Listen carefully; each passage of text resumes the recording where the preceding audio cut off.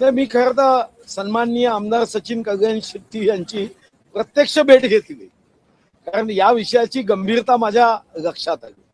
पण जेव्हा सचिन कगन शेट्टींनी या संदर्भात सांगितलं तेव्हा मला असं वाटतं की आता खरं तर विधानसभेमध्ये जेव्हा ही नवीन सत्र सुरू होतं किंवा नवीन आमदार येतात किंवा जुन्या आमदारासहित या ठिकाणचे शिष्टाचार शब्दांचा उपयोग या संदर्भामध्ये आता गंभीर काळजी घेण्याची आवश्यकता आहे. कारण 95 मध्ये जेव्हा आम्ही आलो तेव्हा अशी बाचाबाची झाली नाही असं माझं मत नाही, पण ती काही समाजासमोर व्हायरल होत नव्हती. आता एवढे कॅमेरे तयार असतात की एका सेकंदात लोकांपर्यंत त्याचा अर्धा अर्थ जातो, आणि मग अर्धा अर्थ जेव्हा जातो तर त्यातून आपल्या संदर्भामध्ये असणाऱ्या प्रतिष्ठेला बाधा येते. मला वाटतं की माननीय अध्यक्ष महोदय या अगोदरही मी विधानसभेत हे लक्षात आणून दिलं, आणि सर्वांनी डोकी थंड ठेवावी ही अपेक्षा आहे. म्हणून तुम्हालाही आम्ही एसी दिलाय की सर्वांनी डोकं थंड ठेवावे. विधानसभा असो, विधानसभेचा परिसर असो, शेवटी आपल्याला सभागृहाच्या माध्यमातून किंवा या विधान भवनाच्या माध्यमातून जनतेला एक आदर्शवाद पोचवायचा असतो. आम्हीच जर इथं अशा पद्धतीने वादावादी करायला लागलो तर लोक या संदर्भात एखाद्या शाळेमध्ये कॉलेजमध्ये मारापिटी झाली किंवा शाब्दिक चकमक झाली तर ते म्हणतात की हे विधानसभेचं अधिवेशन आहे का.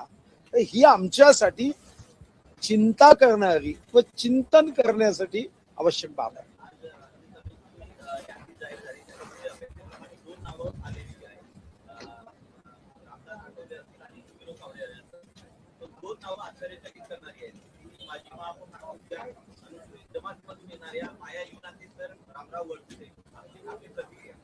असं आहे की माननीय युगपुरुष नरेंद्र मोदीजी किंवा माननीय अमित भाई यांनी साधारणतः पक्षामध्ये सब समाज को साथ लिए हमको है आगे बढ़ना या विचारांनी ते पक्षामध्ये निर्णय करतात. आपण बघितलं असेल की आमच्या आदिवासी समाजाचं प्रतिनिधित्व करणारी मायाताई या आता राज्यसभेत आहे, किंवा भटक्या विमुक्त जातीचं प्रतिनिधित्व करणारे आमचे वडकुतेजी, ज्यांनी भारतीय जनता पार्टीमध्ये येताना काही विधान परिषदेचा कालावधी शिल्लक होता तरीही भारतीय जनता पार्टीच्या विचाराचा झेंडा हाती घेऊन त्यांनी तो कालावधी हा सोडून दिला. विनोद तावडेजीच्या बद्दल तर सांगायची आवश्यकता नाही. एक आदर्श कार्यकर्ता, कुशल संघटक आणि पक्षावर प्रचंड निष्ठा असणारा प्रखर ओजस्वी असा आमचा एक कार्यकर्ता आज मोठा नेता आहे, आणि त्यांना राज्यसभा देऊन कार्यकर्त्याचा गौरव झाला. आदरणीय रामदास आठवलेजी, हे तर वैशिष्ट्य आहे की काँग्रेसचं धोरण नेहमी यूज अँड थ्रो असायचं. तुम्ही बघितलं असेल की आदरणीय रामदास आठवलेंची मदत घेऊन जिथं काँग्रेसचे उमेदवार पराभूत होऊ शकत होते तिथं सुद्धा आदरणीय रामदास आठवलेजी असतील, आदरणीय जोगेंद्र कवाडेजी असतील, अशा अतिशय शोषित पीडितांचं नेतृत्व करणाऱ्यांची मदत घेऊन निवडून यायचे. पण आदरणीय रामदास आठवलेजींची जेव्हा कालावधी संपली लोकप्रतिनिधित्वाची तेव्हा त्यांचं सामान रस्त्यावर फेकलं. तुम्हाला माहित असेल तेव्हा कशा पद्धतीने काँग्रेस दोस्ताला किंवा मित्राला सोबत करायचे हे आपण बघितलं. विश्वरत्न, भारतरत्न, महामानव डॉक्टर बाबासाहेब आंबेडकर खरं तर 1952 मध्ये ईशान्य मुंबईत पराभूत झाले पाहिजे म्हणून जंग जंग पछाडले. 1954 मध्ये भंडारा लोकसभेत स्वतः स्वर्गीय पंतप्रधान नेहरूजींनी येऊन सांगितलं कुछ भी हो जाए बाबासाहेब को पराभूत करो. भारतरत्न दिलं नव्हतं. काँग्रेस हे जळतं घर आहे असं शेवटी बाबासाहेबांना म्हणावं लागलं जेव्हा काँग्रेसचा चेहरा आणि अंतरंग हे शोषितांचे, वंचितांचे नेते आदरणीय विश्वरत्न, भारतरत्न बाबासाहेब आंबेडकरांच्या लक्षात आलं. आणि दुसरीकडे गेल्या 11 वर्षात एकही आमदार नाही, एकही खासदार नाही, पण तरी एकदा माननीय मोदीजींनी रामदास आठवलेजींचा हात पकडला, मांडीला मांडी गाऊन रामदास आठवलेजी बसतात. कारण शोषित वंचिताच्या सोबत माननीय मोदीजी आहे. 11 वर्ष मंत्री आहेत. इतर कोणता पक्ष असता तर हा विचार केला असता. आता आपण महाविकास आघाडीत पाहतोय, जे आदरणीय शरद पवार साहेबांचे गुणगान गायचे, आज त्यांना जाऊन विनंती केल्यावर सुद्धा ते तिकीट द्यायला तयार नाही. देतील तर माहित नाही, पण आज तिकीट देताना फायनल अजून झालं नव्हतं. असं विनंती करावी का? रामदास आठवले साहेबांना अशीच जाऊन भेट घ्यावी लागली नाही. कारण भारतीय जनता पार्टीचं तत्व आहे, सब समाज को साथ लिए हमको है आगे बढ़ना, सबका साथ, सबका विश्वास, सबका सन्मान, हा भाव घेऊन आम्ही काम करतो. माननीय युगपुरुष मोदीजींना महाराष्ट्राच्या तमाम भारतीय जनता पार्टीच्या कार्यकर्त्यांच्या वतीने मी धन्यवाद देतो की त्यांनी अतिशय अचूक निवड केली.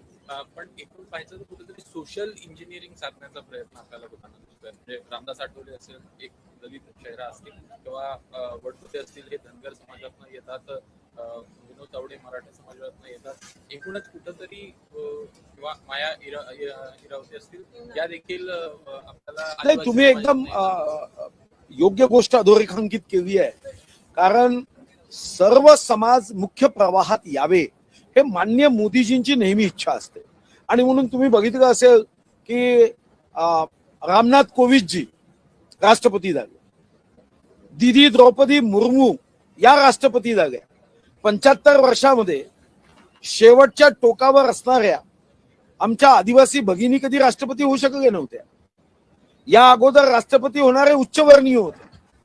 पण माननीय मोदीजींनी जो विचार आम्ही तुम्ही करत नाही, म्हणजे एखाद्याच्या हातामध्ये कस्टर्ड ऍपल दिलं तर तो जास्तीत जास्त त्याच्या बिया मोजतो.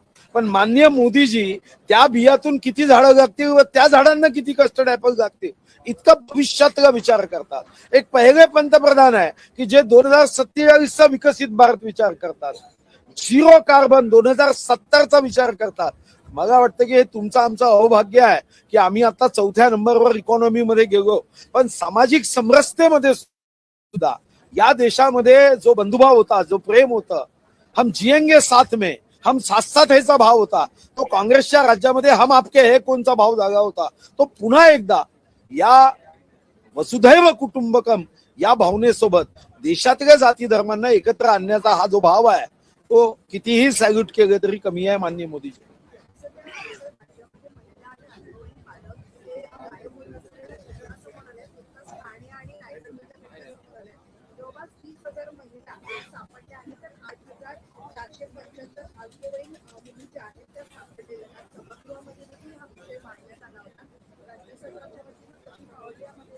नाही, आता याचे आकडे माझ्याकडे नाही आहे. मागच्या 20 वर्षामध्ये आकड्यांची तुलना करावी लागेल आणि 20 वर्षाच्या आकड्यांची तुलना केल्यानंतर मग या सर्व गोष्टीची कारण मीमांसा विश्लेषण करणं गरजेचं आहे.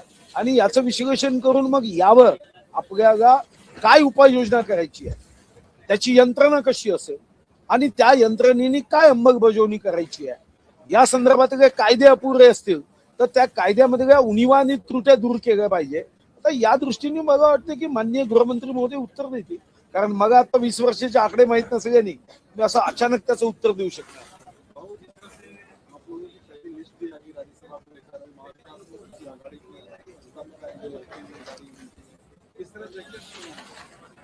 नहीं, बहुत अच्छे तरह से देखता हूं मैं, अच्छी तरह तरीके से इसलिए देखता हूं कि जो लोग सत्ता के स्वार्थ के लिए एकत्रित आए, जिनको कोई देश विचार विकास इससे कोई संबंध नहीं, जो अपने परिवारवाद वंशवाद को आगे बढ़ाने वाले जो पार्टियां है, वो पार्टियां ऐसे समय में जब एकमत नहीं कर सकते हैं तो मुझे लगता है कि जनतंत्र के लिए ये बहुत फायदे वाली बात होती है.